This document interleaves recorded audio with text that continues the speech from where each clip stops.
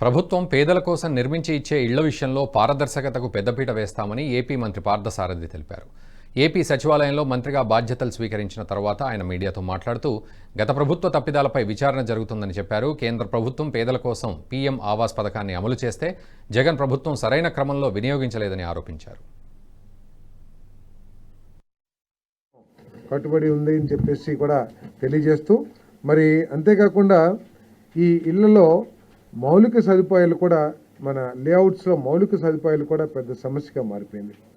గత ప్రభుత్వం, చంద్రబాబు నాయుడు గారి ప్రభుత్వం, ఈ మున్సిపాలిటీస్కి అతి దగ్గరలో ల్యాండ్ ఎక్విజిషన్ చేసి టిడ్కో ఇళ్ళు ప్రారంభిస్తే, ఈ ప్రభుత్వంలో ఈ లేఅవుట్లని నివాసయోగ్యం లేని ప్రాంతాల్లో, నిర్మాణానికి అనువుగా లేని ప్రాంతాల్లో ఈ సైట్స్ని ఈ ల్యాండ్ ఎక్విజిషన్ చేయటం మూలంగా ఈ స్కీమ్ కుంటుపడిందని చెప్పేసి కూడా మీ అందరికీ మనం చేస్తాను నేను.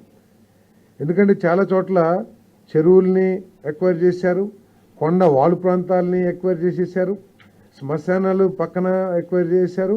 ఊరికి 10 కిలోమీటర్లు 15 కిలోమీటర్లు ఎక్కడైతే మౌలిక వసతులు కానివ్వండి, లేదా పేదవాళ్ళు వాళ్ళ జీవనోపాధి కోసం ఎక్కడ అవకాశాలు లేని చోట్ల వీటిని ఈ ల్యాండ్ ఎక్విజిషన్ చేయటం మూలంగా ఈ స్కీమ్ కుంటుపడిందని చెప్పేసి కూడా నేను మీ అందరికీ సేవనీగా మనం చేస్తాను. మరి ఈ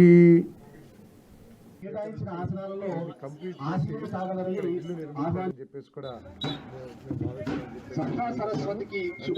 ప్రభుత్వం ప్రతి మాటకి దేశంలో ఈ వీడియో మీకు నచ్చినట్టయితే లైక్ చేయండి, 10 మందికి షేర్ చేయండి. అలాగే కామెంట్ల రూపంలో మీ అభిప్రాయాలను మాతో పంచుకోండి. Nationalist hub group of channels ను సబ్స్క్రైబ్ చేసుకుని తెలుగునాట జాతీయవాద జర్నలిజాన్ని ప్రోత్సహించండి. ఈ వీడియో కింద ఉన్న బెల్ ఐకాన్ పై క్లిక్ చేయడం మర్చిపోవద్దు.